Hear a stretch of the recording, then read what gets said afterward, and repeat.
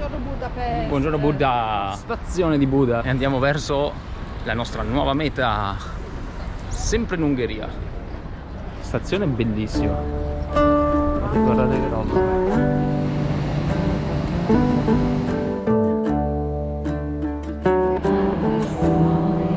Andiamo Eli, il nostro treno alle 11, binario 3. Non so cosa dice. Ah no, questi sono arrivi.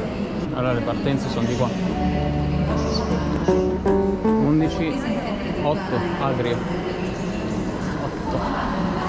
E quindi sappiamo già, stiamo andando ad Eger. Non sappiamo cosa ci sia. Hanno detto che è la città un po' più ungara, classica. E boh, andiamo a vedere. Ed eccoci sul treno per Eger. Biglietti fatti a un costo di circa 6 euro a testa. Treno bellino. Salutiamo così Budapest.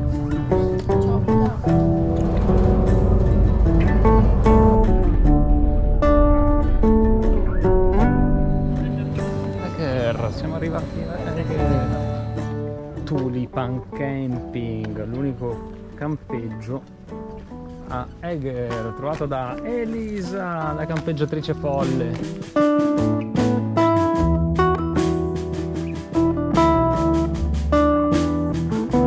Prendete cittadina a 2 ore da Budapest. Volevamo vedere un paesino tipico ungherese, piccolino. Eger è famosa per il vino. Ci sono più di 80 cantinette. Già andiamo a cercarne qualcheduna, no? Andiamo già a vedere che cosa si trova. Piazza centrale di Eger. Stetici. Guardate che figata. Super curato, bellino, pulito.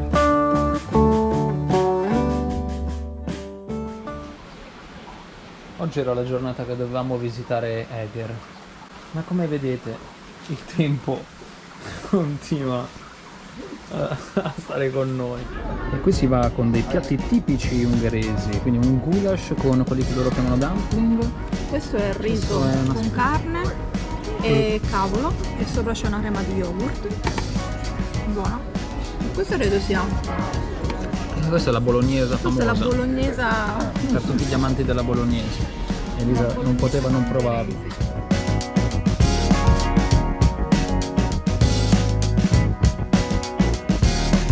Piccolina la casa dell'arcivescovo, vero? Si va alla piazza principale di Eger. Sindago weekend di... sì. Qua ci sono tutti gli stand con le varie botteghe e noi andiamo dritto invece lì a vedere il castello di Eger, uno dei castelli più famosi. Il programma di Eger. Andiamo a fare il giro al castello, poi scendiamo e se è aperto qualche botteghina qua che prende il giro ci facciamo 2 calici di vino. Mi piace? Ti piace questo programma di Eger?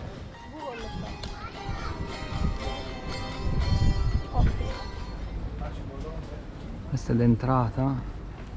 In questo disegno si vede l'assalto dei turchi e questa città ungara non è stata conquistata, hanno combattuto fino alla fine. Adesso non so benissimo in che anni. E qua c'è il castello miglior conservato a quanto pare dell'Ungheria, molto bello, particolare, no? Con questi torrioni grossi. L'abbiamo visto da fuori, non entriamo. Perché costa 2000 fiorini e noi con 2000 fiorini ci mangiamo. E questo ci dormiamo forse, quindi le vie della città. Ta-da! Spunta il minareto, che questo ricorda la dominazione appare ottomana. Quindi alla fine l'hanno conquistato il castello, gli hanno fatto il culo. Basilica di Eger e memoriale della seconda guerra mondiale. Il tempo è un po' così e quindi l'andiamo a fare a casa la degustazione, andiamo a prenderci una bottiglia di vino al supermercato. Siamo al supermercato ungherese, volevamo prendere delle patatine, così stiamo facendo la spesa questa sera. Abbiamo trovato le patatine, quelle col formaggio. Sono queste. Però stick, cioè lunghissime, buonissime. Mattino allora in bocca. Si compra l'acqua e dove andiamo? Alla stazione. Alla stazione di Eger. Siamo arrivati e stamattina intraprendiamo un viaggio un po' più lungo. Iniziamo ad andare a Fuetse Seboni, se riusciamo a fare il biglietto.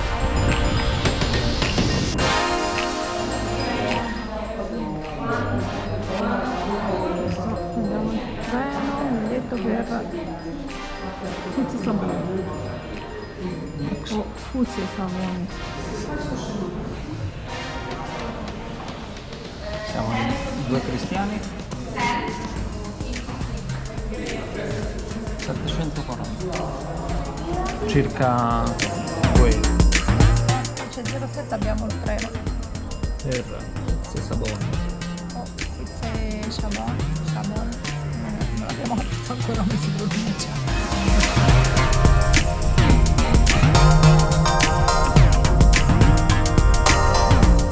Siamo a Fuetse Saboni, siamo già riusciti a prendere il nostro biglietto per Debrecen, che praticamente ci porta al confine rumeno, che è la nostra meta per oggi. Il paese si chiama Oradea, vero?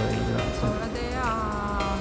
Non so che, chissà, non lo sappiamo perché avevamo fatto dei calcoli diversi con... Adesso appunto qua c'è 10:59, qua c'è il nostro arrival. Abbiamo 20 minuti, la stazione è questa e ci si siede un attimo ad aspettare.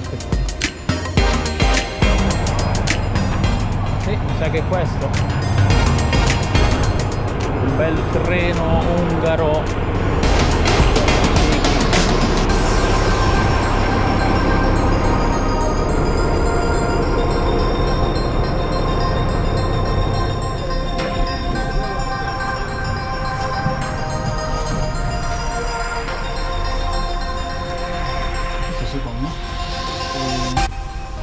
Si porta il Zagno sopra, l'arma. Avremo 2 ore qui. Qua diciamo che non c'è la presa per caricare il computer. La bellezza dei regionali, ma ve li ricordate?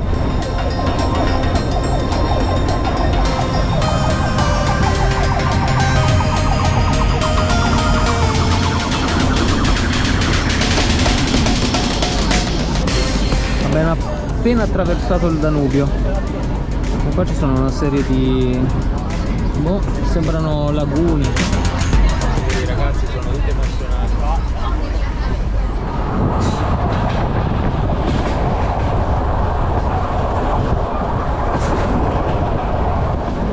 C'è un piccolo cambio di programma perché il treno non va fino a Debrecen per un problema sulla linea, quindi scendiamo e abbiamo un transfer con l'autobus, tutto è risolvibile e questa signora ci accompagna all'autobus gentilmente perché non abbiamo capito come ci si arriva.